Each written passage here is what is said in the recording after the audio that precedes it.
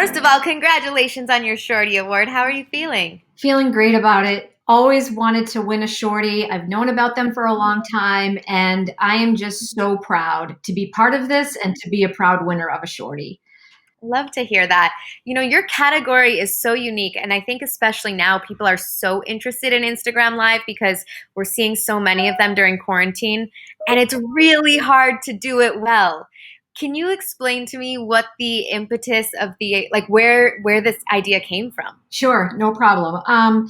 First of all, I really credit the team that I work with. I lead the content team at Adorama and the social media team. And one of the things that we stand for is trying to be on the forefront of every trend that's out there. So when Instagram first launched Instagram TV and they had the ability to go live, delved right into it and said, we're going to own this. So Adorama has always had a long-standing presence on our YouTube channel, which we were a finalist for in the best YouTube presence on the Shorties. We did not win, but that's okay.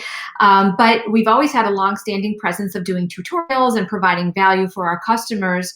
And we said, we're going to take this format and we're going to take it over to Instagram and we're going to do it live and we're going to see the engagement and we're going to see how that rolls. And see if we can work this into something that is a little bit more evergreen and ongoing for our customers.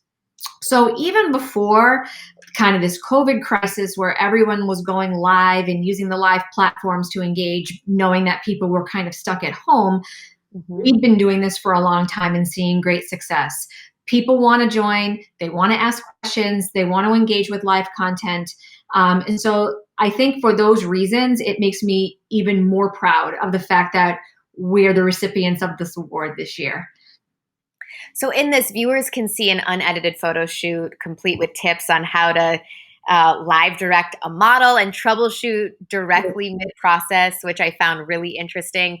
And like you said just now, you were doing it on YouTube, but Instagram is a different beast. So did you look at any lives as test cases before doing this? Yes, we did. We started small.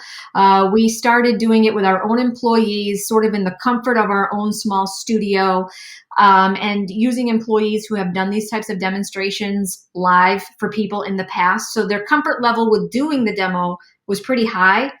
And then the learning curve really was just all about Instagram and how we were going to engage.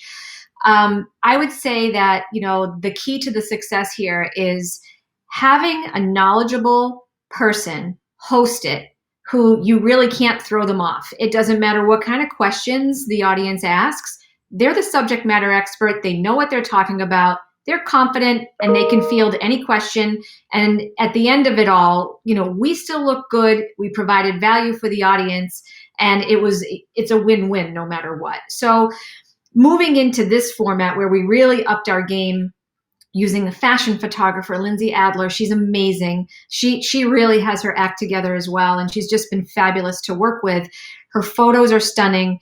So we took it from our small thinking about it and testing it out ourselves. And then we moved into working with, a real astute professional like Lindsay.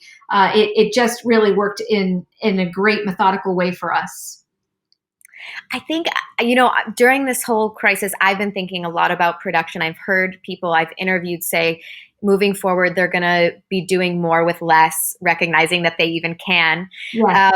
I'm curious as to what the production looked like for this live. Were there 10 people on set? Was it really just 3? Can people replicate this kind of thing? Absolutely. It's simple to do. I mean, you do have to have a very good sense of the subject that you're shooting, and you have to have an excellent sense of how the audience is going to view it. So everyone knows that when you go live, there's going to be hiccups, like you might not be live right away, or you might have signal issues with the Wi-Fi, which is simply something that's out of your control.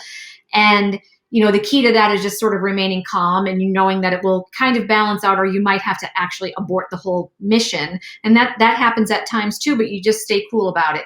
But I think to your point about whether or not people can replicate it, and to answer your original question, no, there weren't 10 people. There was one person holding an iPhone. We did have a couple of other people in the mix, doing some lighting and just sort of making sure things stayed on task and also making sure like no ambient noises were happening, but it was not a big production. This can be done very, very simply with a really astute person who knows how to work their iPhone and some gear and some simple equipment like a mic, a tripod, and things like that. Well, what was the most surprising viewer reaction? What kind of people do you think were tuning in? Was it, like people that were really into photography? Was it people that stumbled upon the brand? I'm curious as to who tuned in. It was mainly people who are interested in photography. That is our core audience anyway. They're people who are already photographers and they're just trying to improve their skills, up their game, do it better.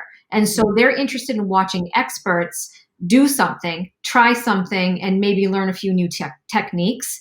I would say, especially for the fashion shoot, Instagram Live, it wasn't necessarily for the average bear, somebody just starting out. But at the same time, it was really interesting content if you were somebody who liked the fashion angle of it, but really isn't very good with photographing. It was there for you as well. You could look at how she styled on a budget, doing, she made the hats, the props, everything herself. It was all DIY. And that was really the point of that as well, is not just showing off the photography aspects of it, but also the fact that you don't need a huge budget and access to rent the runway or something like that, where you can get things and have to spend money. You can do everything very simply and still look so sophisticated. Mm-hmm. It's so cool to see you crack the code on Insta Live, because